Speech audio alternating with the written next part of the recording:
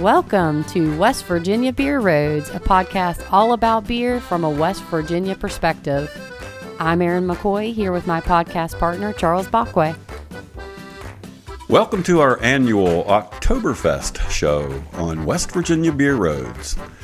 This year we're going to make it fun and interesting by talking a little bit about beer styles and beer traditions related to Oktoberfest, all the while we are sampling 6 Oktoberfest-style beers from West Virginia breweries. So to get started, I want to introduce my fellow Oktoberfest crew here. First, we have Erin McCoy. Erin is our co-host on West Virginia Beer Roads. Erin, I'm glad you're back, and I'm glad we're back for another Oktoberfest tasting. Thank you, Charles. I am happy to be back. I very much look forward to our Oktoberfest annual tasting. It's always a lot of fun. Yeah.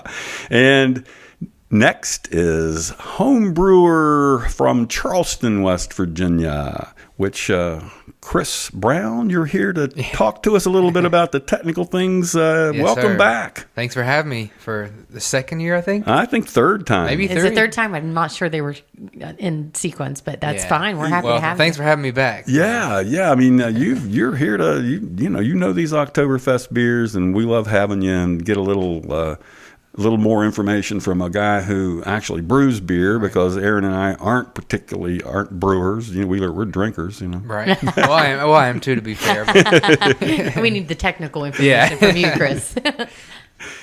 let's start out by saying that Oktoberfest is all about tradition, and tradition means that you kind of have a lot of history, you know, and doesn't mean that everything's the same. The beers that are brewed now weren't brewed 200 years ago when Oktoberfest was getting started in Germany. And so through the years, there's been an evolution of Oktoberfest styles and Oktoberfest beers.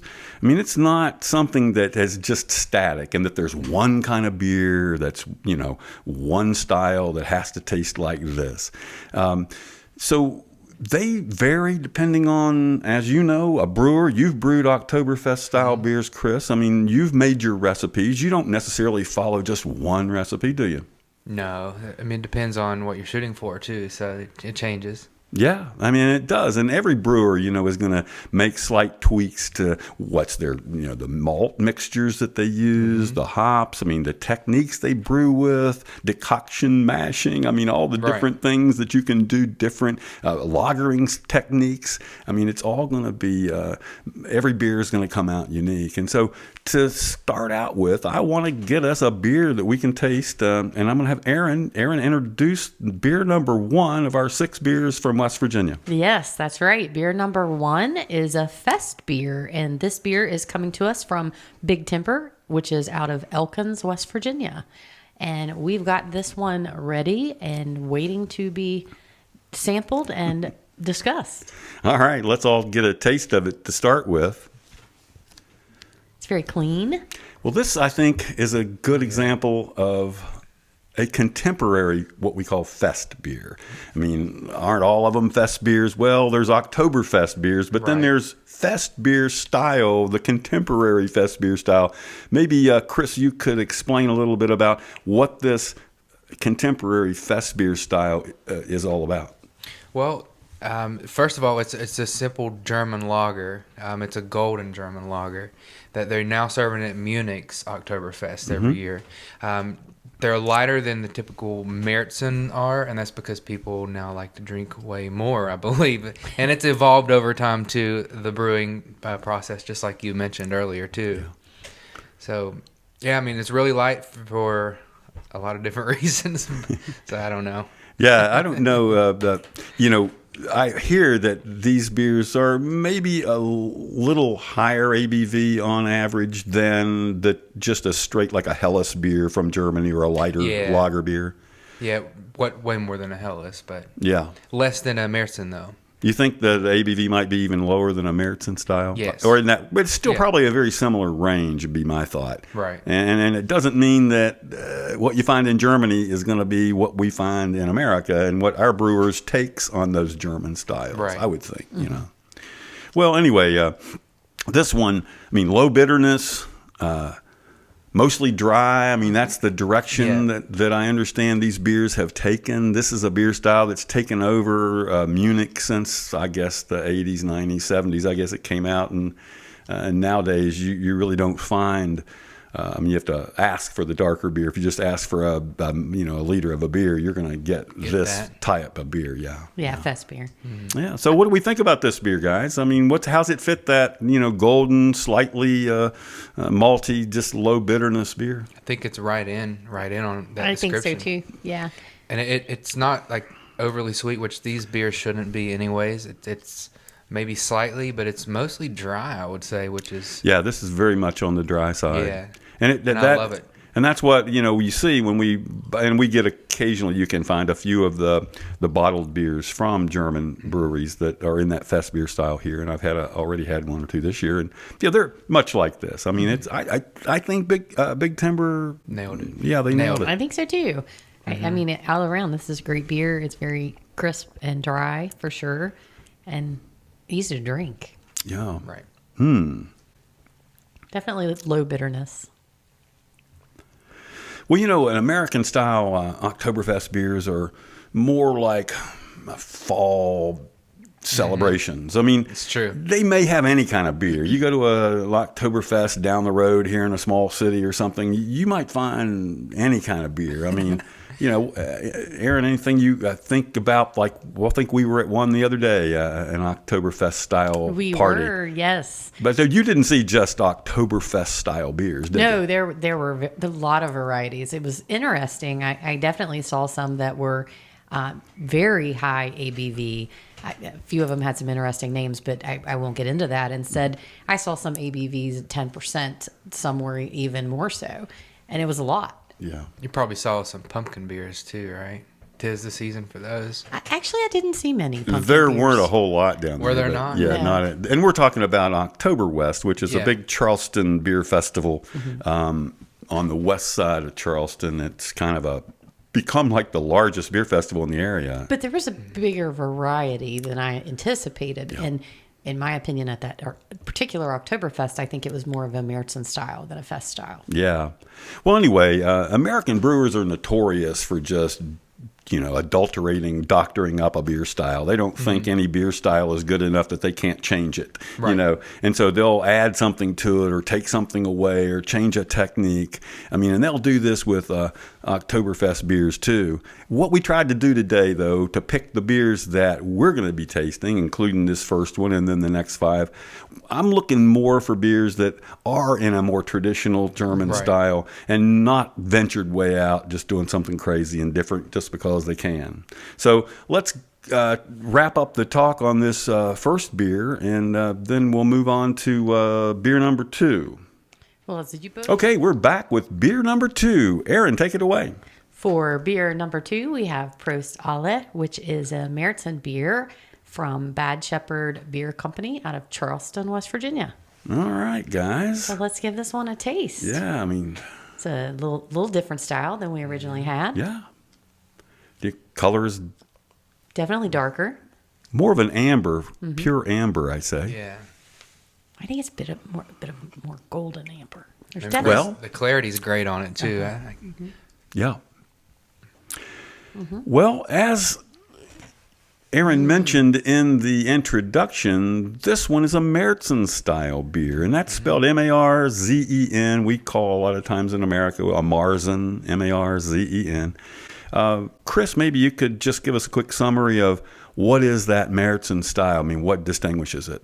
So a Märzen is going to be a heavier style than a FESTBIER. We're going to talk about later with the grains, but the difference is these grains are a little more caramely or toasty, not necessarily sweet, but more roasted or kilned, which we'll talk about later. So these beers typically tend to be more toasty and slightly sweeter than the FESTBIERs. Yeah, so I guess there's probably a range, though, of how colorful they are or how sweet they might be. Yeah, and that range can go from like a darker golden color all the way to just about what you would say would be a brown ale or something to that effect. very dark, right? Yeah, so you can go from this to very dark and rich. Which you mentioned heavy earlier in your description, and for me, I find heavier Märtzens to be much sweeter, Right. which we'll kind of maybe touch on a little bit later. Yes. But yeah, this one's definitely sweeter. And it's kind of an interesting story, which I've heard before. I'll let you tell it, Right, though, Chris, okay. about why they call these March beers, or what are Märzen beers? Why is it a March beer? So, due to the Reinheitsgebot, the German beer law, like 500 some years ago now, they were only allowed to brew during certain months, and typically that was during the winter months. So, March kind of marked the end of towards the brewing season. So they would brew these beers and put them in caves to keep them cold for the summer months, and then they would wait until they can start drinking again in September to pull them out and start drinking. And they drink them pretty quick because, again, it's brewing season and they have to get rid of this supply of beer and then just kind of repeat Make the some room, process. yeah. Yeah, and then that's kind of where the Märzen or Oktoberfest came from, too, Yeah. celebrating that. Because this came out before refrigeration. I mean, Yeah. these beers started being made, and in Germany, certainly they were brewing before they had modern refrigeration. And Right. they could brew in the cool months, but in hot months, you can't make a lager beer. I mean, and we'll get into a little bit later maybe of what a lager beer is, but or why that's true. But they couldn't, so they had to make these in the winter times or the cool months. And the March was the last month they could pretty much brew. Right. And that became the last. I mean, maybe the beers they drank in the rest of the summer were brewed in February and Right. maybe early March, but really these would be the last ones they'd hold off to drink in the fall before they started brewing Right. again. Yeah. Yeah, that's what you were saying. They would brew season started again in the fall. So yeah, that's kind of cool that that's what they did and how they did it, and that's become a little bit of a tradition that some breweries still want to make a beer in March, set it aside somewhere, keep it cold, and Bad Shepherd is the only beer I think we're having today that's truly made in the spring And Oh, lager. he did this in and lagered all summer. He Yeah. does lager. That's awesome. A Yeah, I didn't know very that. long length of time. And I know we're going to kind of touch a little bit on lagering later, but yeah, that's an important fact. Yeah. For this particular brewery, the lagering time it takes a while, to get Right. to the final to product. do it correctly. Yeah. Which, we'll touch on. But Yeah, I'm sure that a lot of our brewers, because they can't tie up their tanks, they're small Oh, brewers, sure, they can't space tie is- up tanks for a long time. I'm just so happy we've got a guy like Ross at Bad Shepherd where he does tie up a tank. He does. Gets the management, gets the owners to say, okay, you can tie that tank up. And instead of making lots of beers and, turning them over, tying up that production, he's able to do this beer. And so let's talk a little bit about it. It is, I think, a little bit darker than Right. the last beer that we had. A little more golden, a little more amber. Definitely some caramel notes for me. Right. A little It richer does, for yes. me. I'll let somebody else chime in. slightly, it's not sweet, but it slightly has that sweeter edge to it. Yes. That's what I meant by Which, richer. Yeah, we're at least floating for in my It is palate. richer. Märzen, yeah. Yeah, it's a bit more it's toastier. And that toastiness is shown up both in the color And the flavor. and the flavor. As you toast a white piece of bread, the whiter grains, then this is Well- becoming more colorful. Yes, and the breadiness or the biscuitiness does come through a bit more on this one, but again, not heavy. It's complementary. No, it's a very drinkable beer, just like the other. Yeah, So- let's talk about bitterness in this beer. I'm not getting much No, bitterness not in this beer really. at all. And can you discern any hop aroma or flavor coming out of it? A tiny, tiny, tiny bit, like maybe. Yeah, just enough to balance the malt out. Right. And that's Yeah. about all. And that's what these beers really call for, is just enough to balance out the malt. You don't want Right. a lingering hop bitterness or any flavor like that. Okay. Well, I think we've summed up beer number 2, which is Bad Shepherd's Prost Alle. Yes, and we have. I think it's time to move on to beer number 3. I believe we'll it be is. right back. And we're back with beer number 3, Aaron. Beer number 3 is AJ's FESTBIER, and this is from Weathered Ground Brewery out of Cool Ridge, West Virginia. Okay. What do we have? Let's take a look. Let's take a look. It's definitely very golden, I feel like. Very clear. There's definitely some clarity. See you through it. Yeah. Yeah, it's a really clear, well defined color and clarity. Wow. I find it very biscuity and rich. Yes, very toasty, rich, not sweet. it's actually a little dry to me. I don't know if Yeah, you guys, I think this is a dry. little on the very much on the dry side. right? Yeah. But the grain still gives it that kind of rich character through the malts. The And toastiness and toasty. stuff. Yeah, toasty. Definitely Yeah, toasty. I get that for sure. I do Really too. good flavor. It is a Yeah. great flavor. I would say this is a very easy drinking of the Märzen style. No doubt. Yeah. Because too. these Märzen beers, I mean, they can be all over the place. I mean, as far as color goes, and this fits right into the category. Yeah. With the richness of this one, for me, I enjoy it very much, but it would be something I would enjoy more with a meal.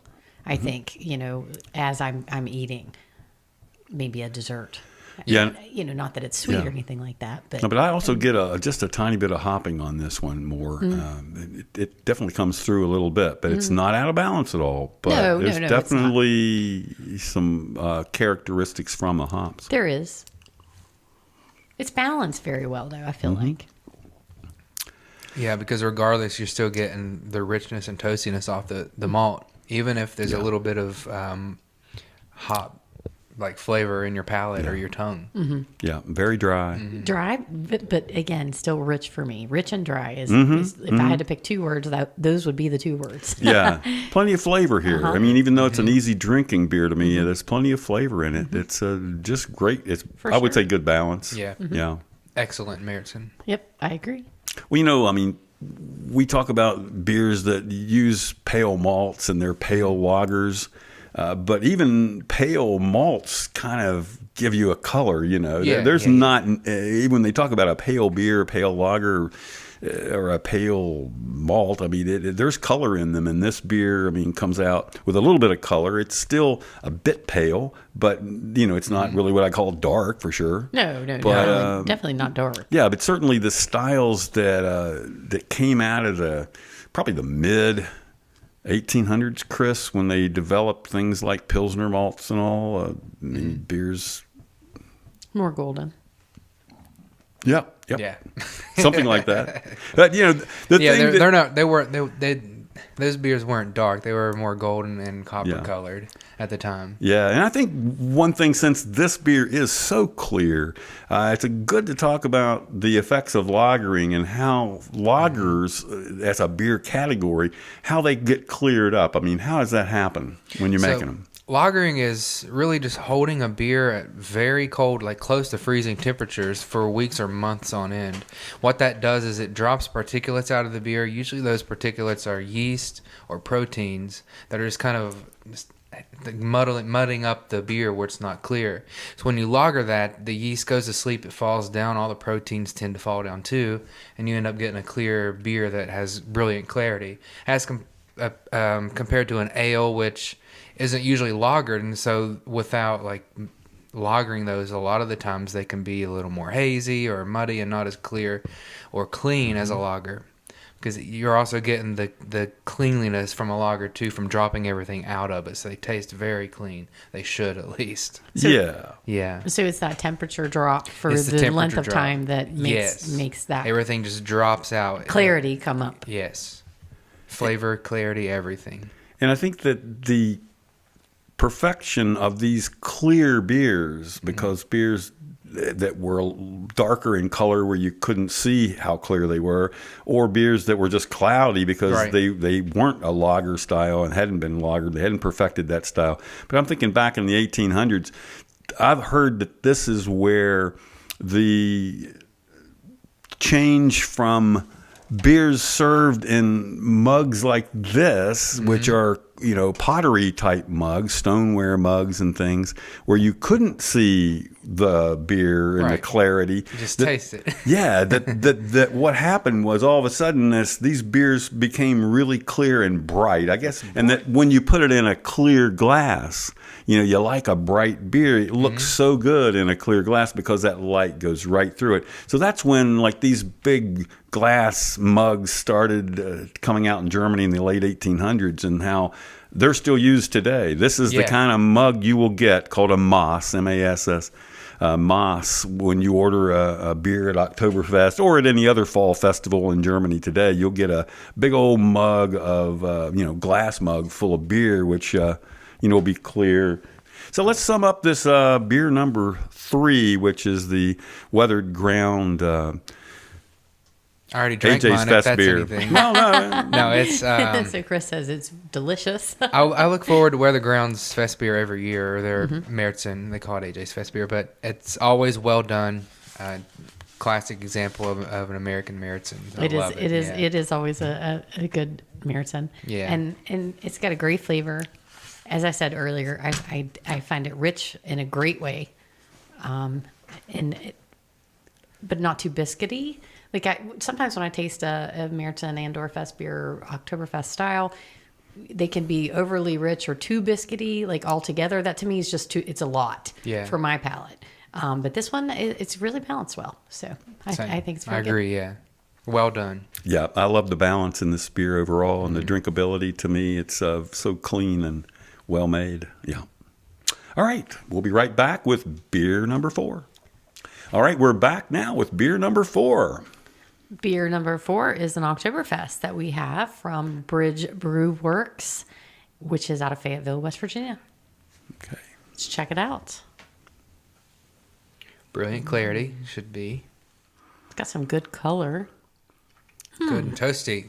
Well, that one is. Not too Very rich. toasty. Still pretty dry, which is good. Yep. It's definitely not rich. Very toasty. The malt comes through excellent.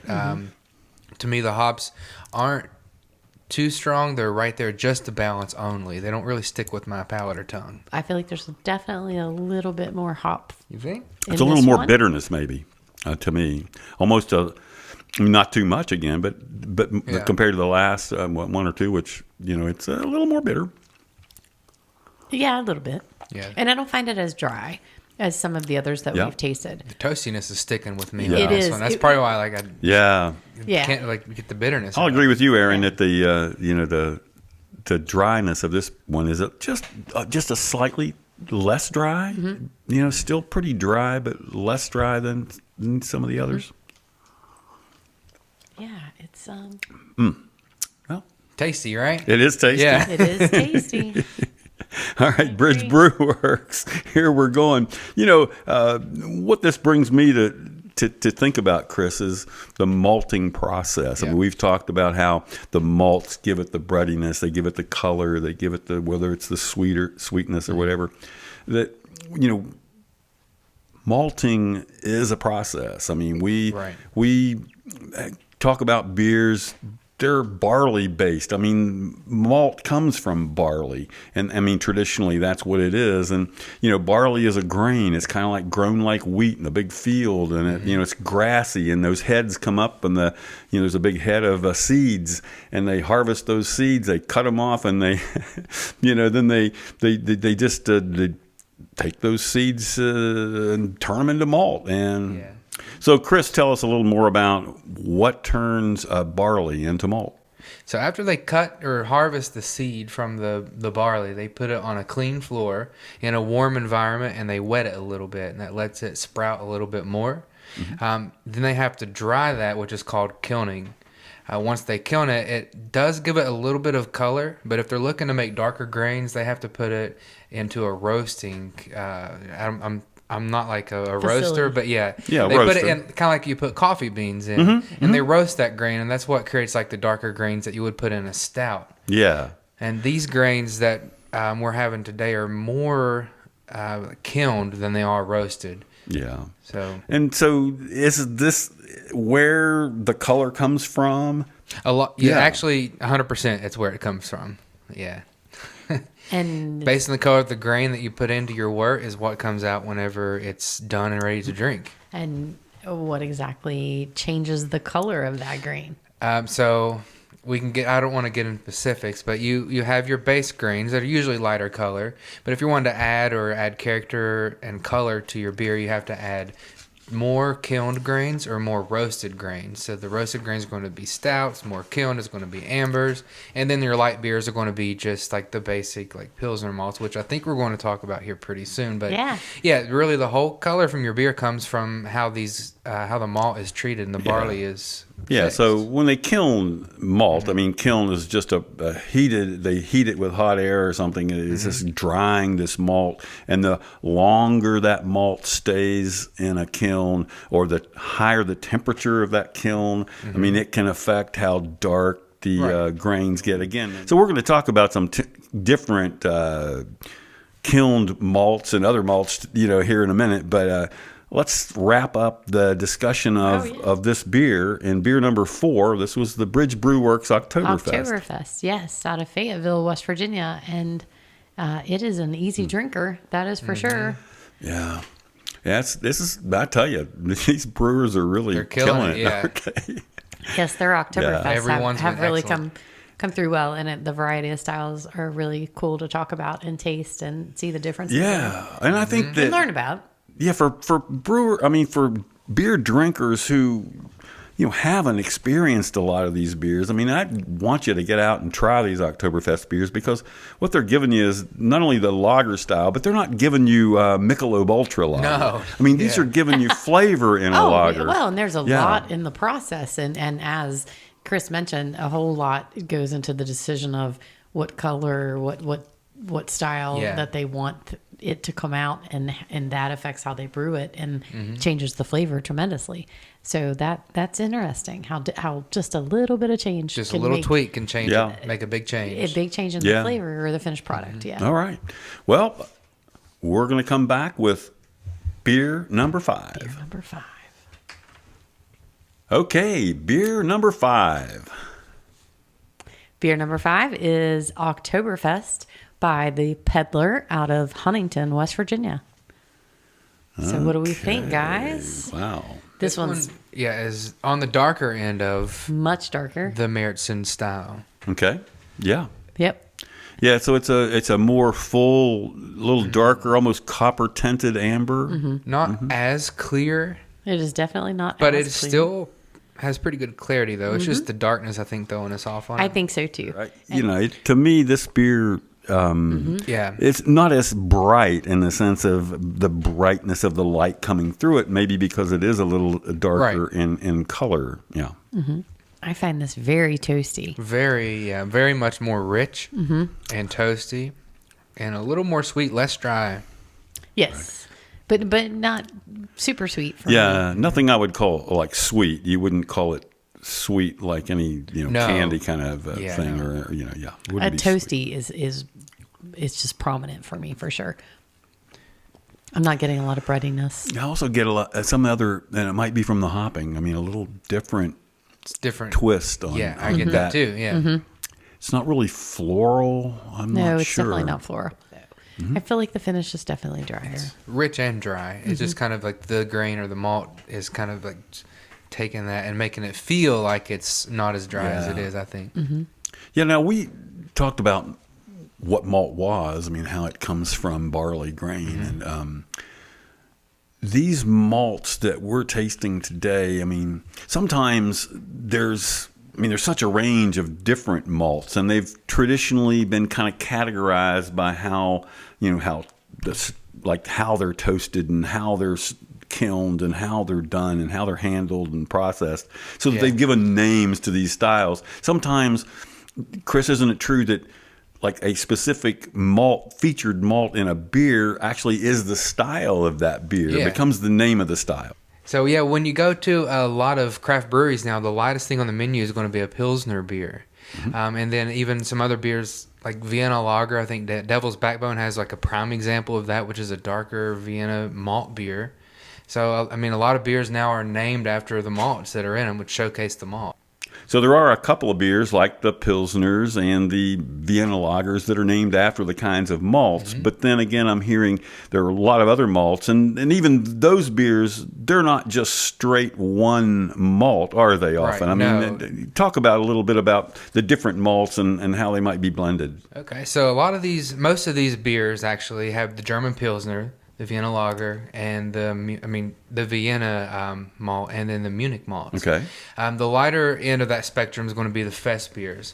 Those usually have like a 1-to-1 ratio, or 50% of the German Pilsner mixed with the Vienna or the Munich. And then a lot of them will have some like more of the Vienna that gives it the darker color. Okay. And so the Vienna is a little bit darker than the Munich, so they would add that to make it more of a Märzen style. Okay. So, And that's where, as we were talking earlier about the way these Märzen beers came about, I mean, yeah. they're going to have a little bit more of the colorful malts, or at least Right. depending on what the brewer chooses to do, Right. These days, the variety is a lot. And so that's why we see a spectrum where we have these really light fest beers up to these really dark Märzen beers, is because the variety is great. So you could Yeah, and another really thing, go any end of the spectrum. another thing we've been talking about is that these beers tend to be a bit drier, but some have a bit of a malty sweetness just in the background. And where does that come in, and how do they get different levels of sweetness or dryness in a beer?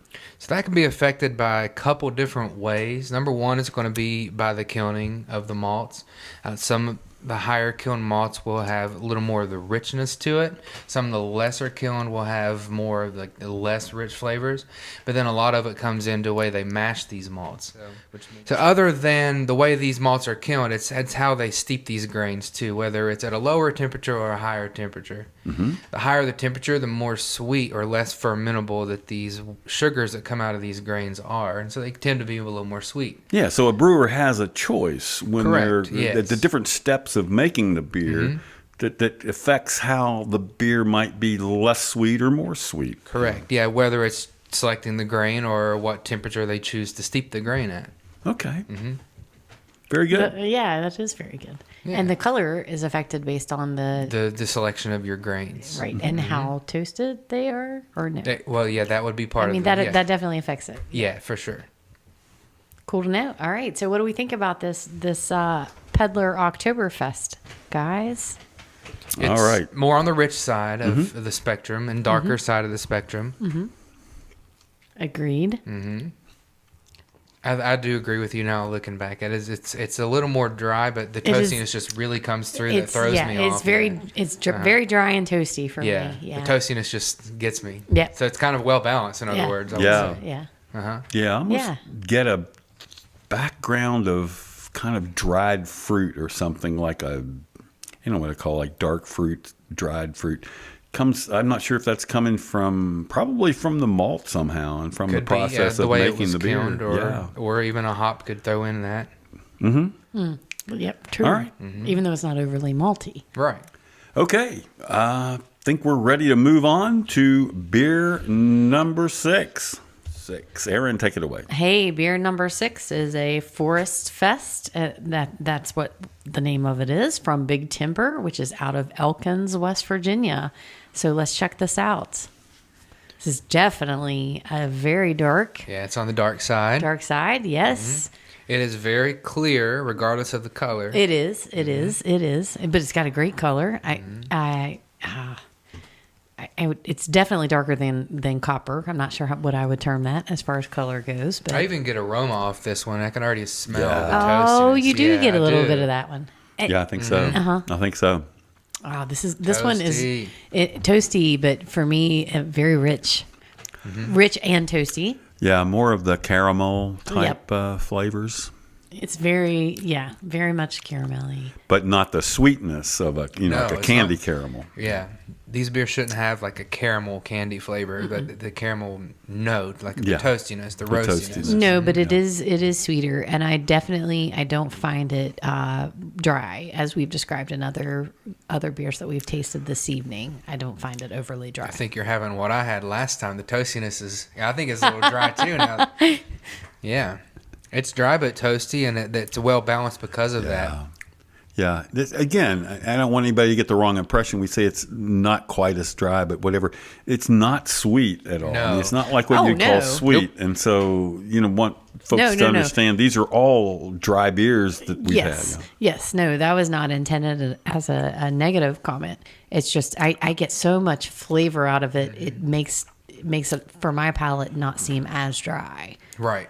Well, That's what no. I had with the last one. It's very, very flavorful. That's a good word for it. Flavorful, rich, toasty. Yeah. More filling, though. I think it'd be harder to crush like 5 of these as compared to like a lighter Yeah. beer. Yeah. Like a fest beer. Oh, for sure. But it's really good though. It is very good. Yeah, so I think we're It's, talking a lot of good toasted on the edge of caramel flavor. And again, the aroma is low, but there's a tiny bit, maybe more on this beer. More, yeah. Yeah. There's, I don't know, there's something else there. And I'm not sure how to term it as far as flavor goes. It's not fruity, but You think maybe it's a little alcoholic-ish? Like you're getting a no, little bit of the burn no. off It's that? more like there's a different, very positive adding flavor. And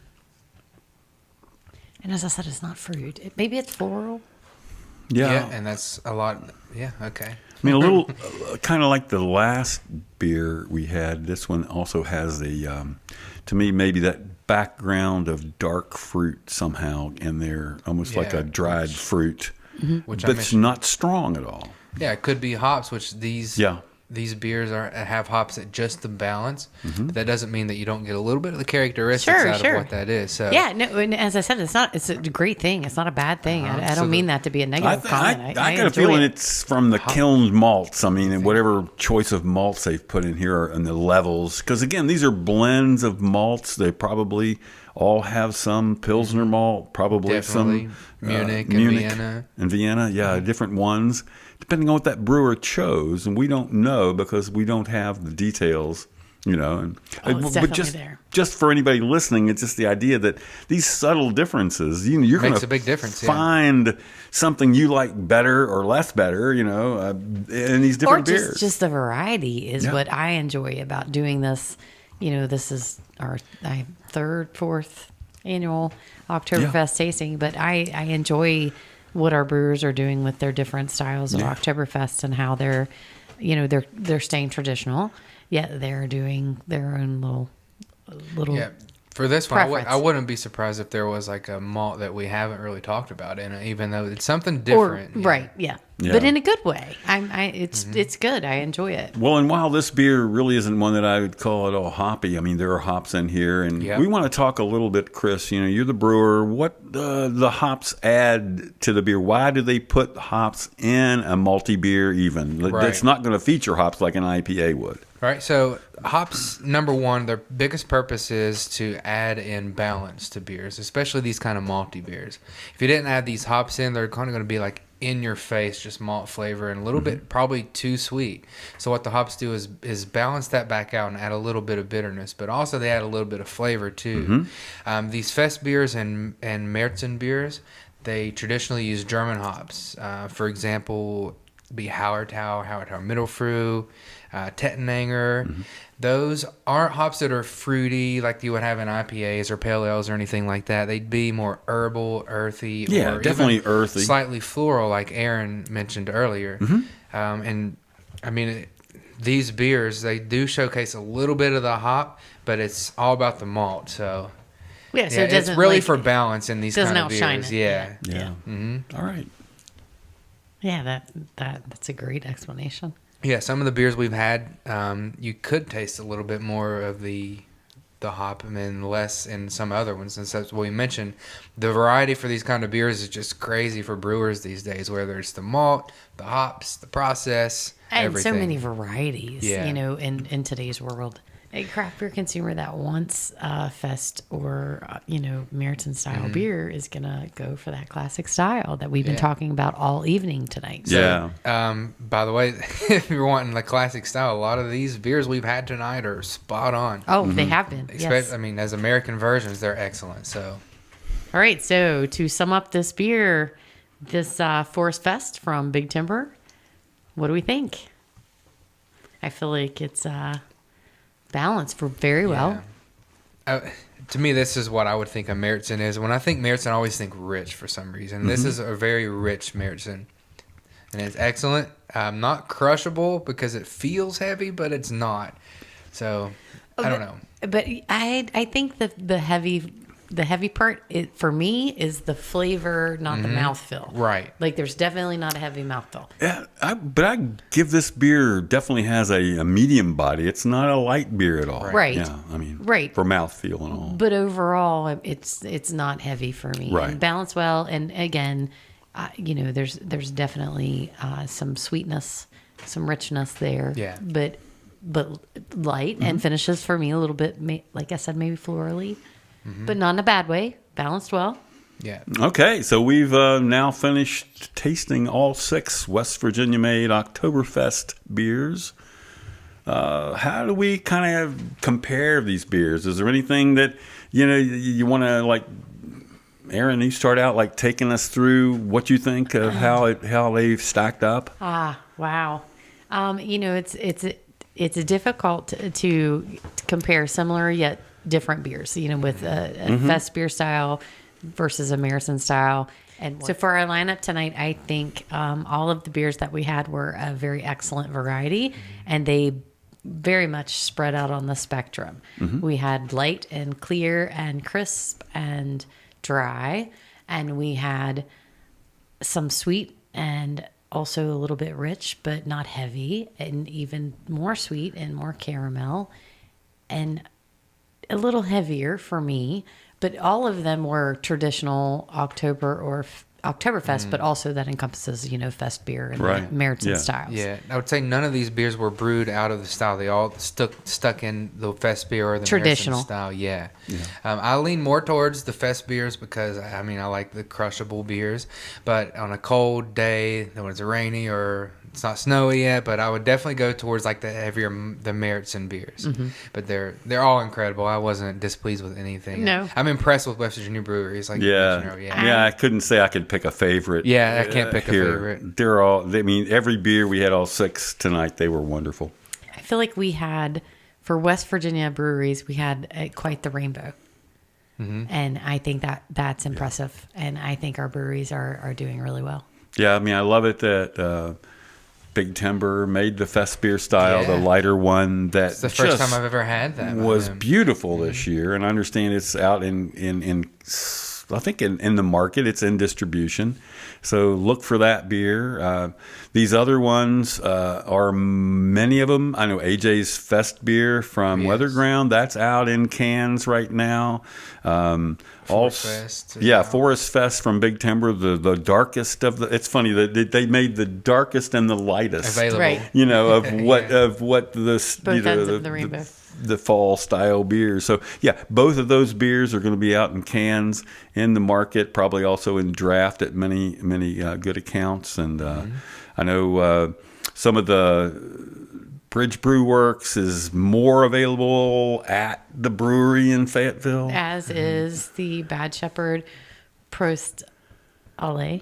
Yeah, so is that? Yeah, I'm not sure if they put that in distribution yet. I don't know. I don't think that they have, but don't hold me to that. Yeah, and I think the same could But be those are said the for two. the Peddler. If it's in distribution, it's at a few accounts, probably not that many accounts around the Charleston Huntington They market. did have it at Drug Emporium today on tap. Oh, for nice. The growler fields. Well, yes. Yeah. wait, let me backtrack a little bit. I know the Prost Ale has not been out in cans, but it's definitely in distribution as far as you can get it on draft in various places. Like I have seen it. You can get it as far as a keg goes, but Yeah. it's not in cans.